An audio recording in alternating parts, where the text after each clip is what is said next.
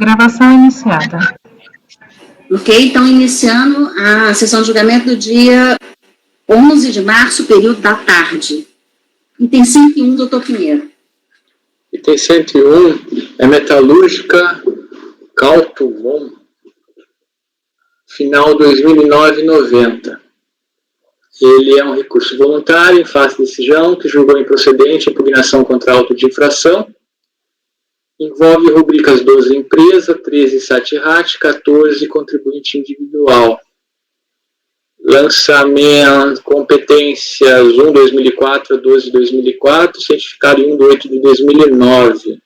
Eu coloco aqui um excerto do relatório fiscal, aponto os tópicos da impugnação, transcrevo a ementa do acórdão de recurso voluntário e, a seguir, resumo as alegações das razões recursais. Tempestividade, vai tratar uma primeira questão de preliminar, vai tratar algumas ponderações em mérito.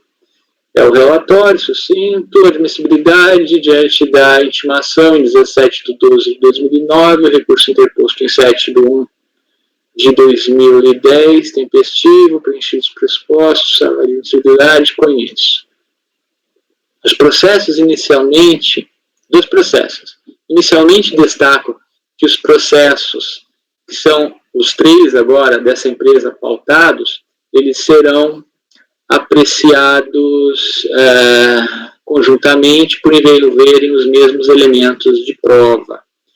A fiscalização considerou que segurados informados em DIRF não foram declarados em parte das GFIPs do ano de 2004, tendo sido declarados apenas nas GFIPs das competências 11/2004 e 12/2004, e com datas de admissão muito anteriores ao da ocorrência dos fatos geradores no ano calendário de 2004. Além disso, considerou valores pagos a administradores constantes da DIPJ, mas não informados em GFIP.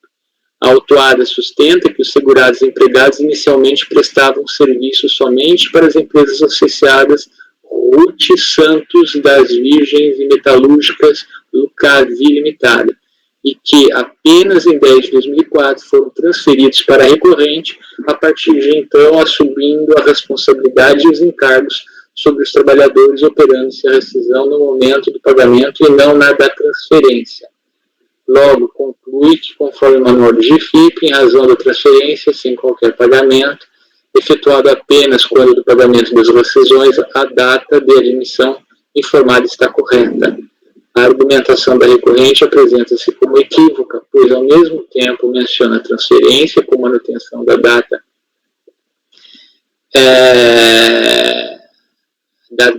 de admissão, ou seja, assunção do empregado proveniente de transferência de outra empresa sem rescisão de contrato de trabalho, código de movimentação N2, na GFIP, mas também afirma que teria havido pagamento de rescisão, ainda que não em 10 de 2004, circunstância esta que afastaria a caracterização da transferência em prol de uma rescisão e admissão, a demandar códigos de movimentação de rescisão e a informação da data de efetivo início da prestação de serviços e não de uma data de admissão em empresa de origem.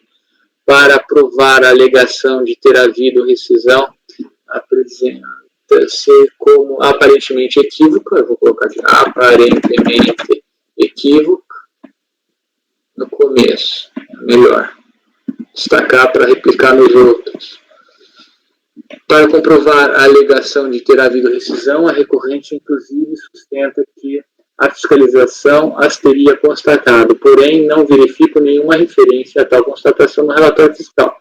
Impugnação e recurso não foram instruídos com documentos tendentes a comprovar as alegações da recorrente. Devo ponderar, contudo, que o recurso pertinente ao AI, que ao final 001-4, foi instruído com documentos, cópias de GFIP, GPS, folhas tais do processo 2009-45, final do comprote, relativos às empresas Luiz Carlos Brasil, Ruth Santos das Virgens e Metalúrgica Lucavi Limitada. Então, num dos processos, aparece na documentação uma empresa a mais, que não mencionada nas alegações do contribuinte. Tendo a recorrente solicitado que tal documentação fosse considerada no julgamento dos processos dos três. Note-se que a argumentação da recorrente não menciona a empresa Luiz Carlos Brasil. Nestas GFIPs constam segurados e empregados relacionados no relatório de lançamentos, contudo não detectam em tais GFIPs o Código de Movimentação N2 e nem o Código de Movimentação de Rescisão em relação aos segurados objeto do lançamento. Nas razões recursais, a recorrente assevera que não houve omissão ou incorreção das GFIPs, pois, como explicitado anteriormente, os trabalhadores teriam prestado serviços apenas para as empresas associadas. Na impugnação, o recorrente explicita que as GFIPs das empresas estariam corretas, residindo a incorreção nas DIRFs. Transcrevo. Então, ele fala aqui que em novembro de 2004, houve transferência de alguns funcionários de outras empresas associadas, a RUT e a Metalúrgica, para esta. Com isto, houve um aumento do quadro de funcionários considerável. No ano seguinte, ao declarar a DIRF, a pessoa responsável fez 3 declarações, para a autuada e para as outras 2, sendo que na autuada ela declarou os rendimentos dos funcionários nos meses de novembro e dezembro, e nas outras empresas referentes aos pedidos deles trabalhados. Só que estes funcionários não conseguiram restituir os valores retidos ao irem à Receita. Para saber o porquê da sua não restituição, foram informados que a empresa tinha declarado a DIRF errada. Em 2007, a funcionária da empresa compareceu na Receita Federal e informaram que ela deveria declarar uma única DIRF com todos os funcionários, todos os seus respectivos rendimentos, e das outras empresas zeradas. Mediante essa orientação, a funcionária retificou a declaração em 2007, da forma orientada. Com isto, ao confrontar a DIRF com o pagamento do INSS e a declaração de imposto de renda, gerou divergência. Em 2009, a DIRF foi retificada de novo, de maneira correta como deveria ser declarada.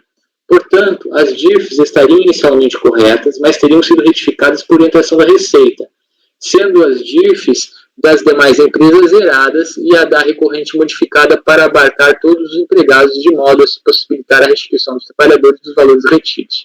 Mas em 2009, a DIRF novamente teria sido retificada de maneira correta, como deveria ser declarada, né, segundo alega. Como deveria ser. Em face da narrativa veiculada na impugnação, acima transcrita, no sentido de os empregados não conseguirem obter restituição do imposto de renda na fonte, considero que, à luz do que ordinariamente acontece, é razoável a conclusão de que a orientação da Receita Federal para a recorrente retificar sua DIRF com a inclusão de todos os trabalhadores apenas faz sentido lógico, jurídico, se a mão de obra tivesse elaborado para a recorrente, devendo a DIRF e as declarações de imposto de renda das pessoas físicas ostentarem a mesma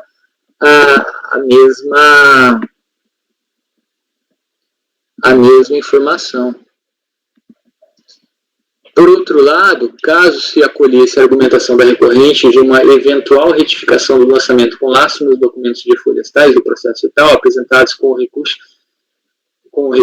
demandaria o estabelecimento do contraditório, ou seja, a conversão do julgamento em diligência para que a Receita Federal os confirmasse no sistema informatizado e verificasse se não houve posterior retificação, ainda mais se considerando a alegação de uma sequência de erros por parte das empresas. Contudo, entendo que tal divergência é desnecessária, pois mesmo que se confirme nos sistemas o teor e a não retificação dos documentos e de folhas tais, do processo tal, eles não me geram a convicção de a DIRF não espelhar a realidade, ou seja, o distanciamento para com a realidade dos fatos pode estar nos documentos de folhas do processo que ele apresentou e não na DIRF considerada no lançamento.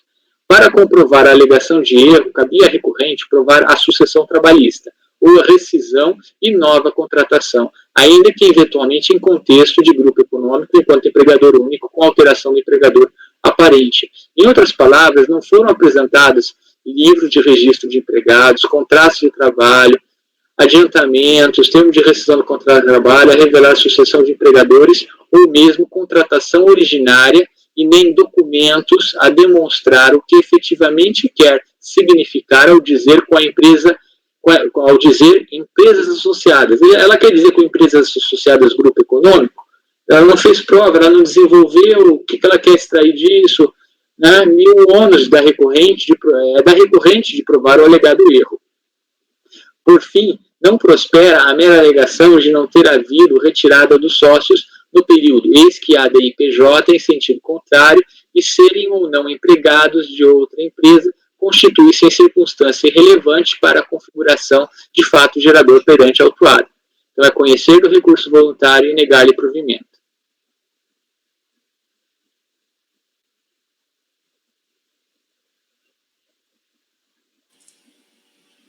André. Acompanho, relator. Acompanho. Acompanho. Acompanho. Os outros dois acompanham a mesma tese, primeiro? Vamos abrir um por um e eu vou fazendo as pontuações. Só salvando aqui. Agora é o 102, 2009, 45, o final. Este daqui envolve terceiros, tá? E as alegações vão no mesmo sentido. Vai falar de transferência de funcionários, sócios na impugnação, obrigação acessória, recolhimento da infração e pagamento. Então, vai ter uma preliminar nas razões recursais, que é no mesmo sentido, e o mérito, ela também vai no mesmo sentido. Fala da improcedência, fala de relatório de empregados, pede também que a documentação em anexo sirva para os autos que sejam julgados. Então, eu falo a mesma observação dos processos, trato da preliminar no mesmo sentido, e no mérito vou tecendo argumentações também, basicamente, na mesma linha do outro processo. E como aqui ela não falou de sócios no recurso, eu não coloquei aquele parágrafo. Ok. Acompanho. Ok. E próximo, que eu sinto. Raíde. Acompanho. Por unanimidade.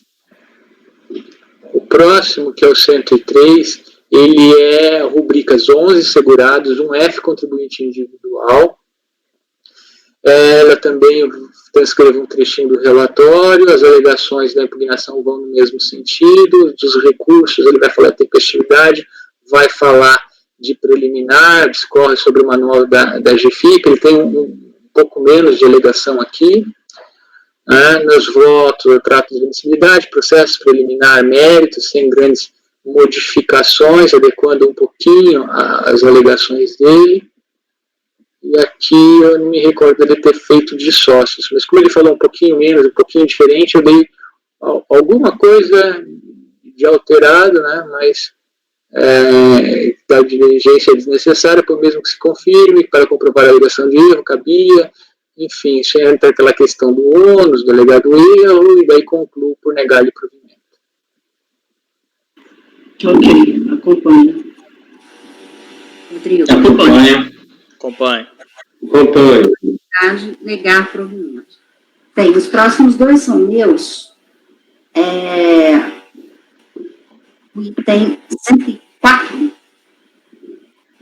104, da Maguari. O que aconteceu aqui? A retenção da contribuição dos produtores rurais pessoas físicas, tá? Então, é uma notificação fiscal de lançamento, contendo contribuições sociais previdenciárias e para o Senar, com origem em contribuições de comercialização de produto rural, com subrogação da empresa adquirente para recolhimento da contribuição dos produtores rurais pessoas físicas. Em impugnação, a empresa alega inconstitucionalidade da contribuição sobre a comercialização da produção rural, imunidade na exportação e questiona os valores lançados. Proferida a cota de J. Belém, julgada impugnação improcedente. O contribuinte certificado apresentou o recurso em síntese. Alega que os autos tratam de exigência de contribuição para o fundo rural, com responsabilidade por subrogação, então ele entende exatamente o que é.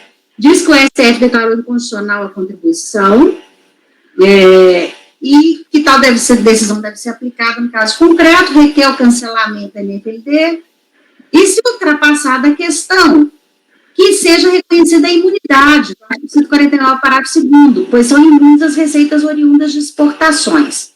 Alega que a base de cálculo de exigência foi receita bruta da receita à vida com exportação dos produtos industrializados, não havendo receita decorrente de venda no mercado interno. Requer ser julgado improcedente em FLD. Em memorando de folha 153, foi informado que o contribuinte ingressou com mandado de segurança na segunda vara da Seção Judiciária do Estado do Pará, tendo sido concedido em 9 de 12 de 2010 liminar no seguinte sentido. Antes foi concedida liminar, o pedido liminar formulado para suspender a execução dos créditos tributários referentes à contribuição ao Fundo Rural. O desfecho do presente processo administrativo está atrelado à decisão proferida do processo judicial. É o relatório. Então, a admissibilidade. Foi informado que o sujeito passivo impetrou o mandado de segurança para discutir esses valores aí retidos dos contribuintes, pessoas físicas, produtores rurais, pessoas físicas. E a súmula CAF, então, dispõe que, nesse caso, tem concomitância. Então, importando em renúncia à instância administrativa, aplicando a súmula CAF número 1, quanto à matéria constante do processo judicial, o que determina o conhecimento parcial do recurso voluntário apenas para apreciar matéria distinta da constante no processo judicial. Portanto, somente conhecida a parte do recurso na qual o recorrente alega imunidade tributária, nos moldes da Constituição, artigo 149, parágrafo 2º. Então, eu vou enfrentar só isso. Ele alega que é imune, pois falou que as receitas são oriundas de exportações. E diz que a base de cálculo do lançamento foi a receita bruta. Ele tem razão quando ele afirma que as receitas de exportação são imunes. Contudo, vê-se que se equivoca o recorrente sobre a base de cálculo apurado. A contribuição apurada na NFD em análise tem como base de cálculo o valor da produção rural adquirida de produtores rurais e pessoas físicas no mercado interno, as quais o adquirente, o contribuinte de direito, deve arrecadar e recolher. Aí eu cito a legislação de referida à contribuição, o decreto.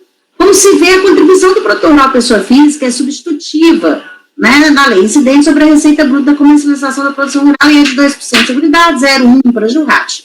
Além disso, tem o 0,2% para o Senar, só citei. O responsável pelo recolhimento é a empresa adquirente, consumidor ou consignatário, ou cooperativa, que ficam subrogadas no cumprimento das obrigações do produtor rural, independentemente das operações de venda ou consignação terem sido realizadas diretamente com este ou por intermédio de pessoa física. Esclarecido, então, que a base de cálculo apurada na NFD não foi receita de exportação da recorrente, mas sim o valor da produção rural adquirida no mercado interno dos produtores rurais pessoas físicas, não havendo que se falar em imunidade arguida. Aí eu falo da resolução do Senado, que suspendeu e tal.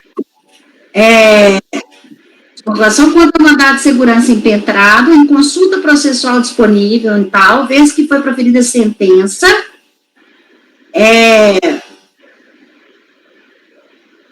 ela já tem sentença, mas eu não sei se transitou julgado, mas também não importa. A sentença fala o quê? A sentença que foi proferida. Em que pese ter tido a luminar, que foi proferida a sentença. Afastar a exigibilidade apenas do período até que seja incidência de nova legislação. O período aqui já é na nova legislação, mas aí eu não vou entrar no mérito. Eu só digo que os esclarecimentos a serem prestados não foram para julgar a exigibilidade da contribuição, objeto da ação judicial proposta, foram somente para esclarecer ao recorrente qual foi a base de cálculo apurado. A DRJ deverá aguardar o trânsito julgado e dar cumprimento à decisão de mandado de segurança. Já disposto o voto conhecer parcialmente do recurso, somente quanto à arguição de imunidade, para na parte conhecida negar o provimento. É isso. Operação exclusivamente do mercado interno, não tem nada para exportação aí? Não, aqui é a contribuição que ele retém do produtor rural pessoa física quando ele adquire produção rural. É que falava em comercial exportador, ele não é intermediário para exportar. Não tem nada a ver. Ele compra do produtor rural pessoa física, tem que fazer retenção. Aí ele vai processar e tal, e vai exportar, mas aí a base de cálculo aqui não é a receita dele, é a receita do produtor rural pessoa física. E isso está dentro do mercado interno, uma operação interna totalmente, não tem nada a ver. Nada a ver, não, nada a ver. É um argumento que não tem nada a ver. E esse argumento não está no pedido lá da inicial do processo. A inicial é para declarar inconstitucional. Ele entendeu muito bem o lançamento. Tá. Esse argumento aí de exportação não leva a nada.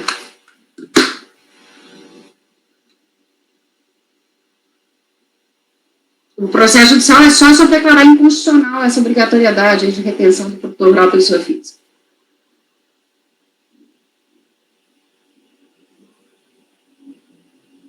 E?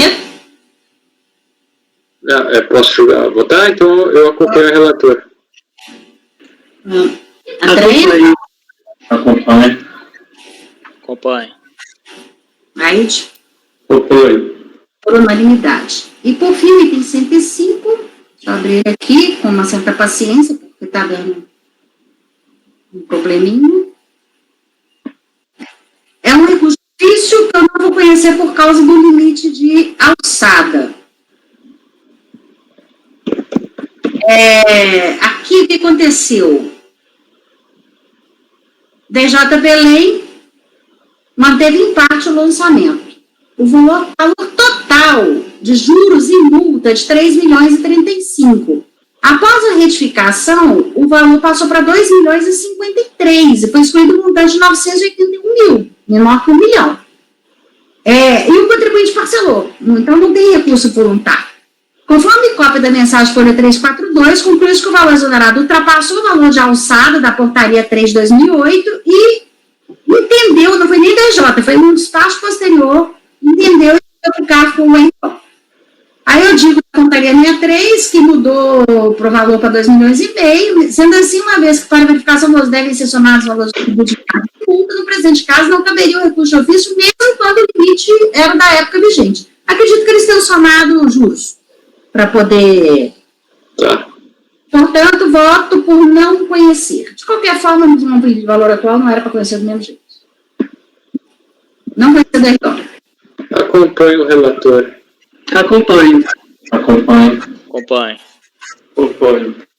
Por unanimidade, não conhecer o recurso de ofício. Então, encerramos, por favor, Adriano.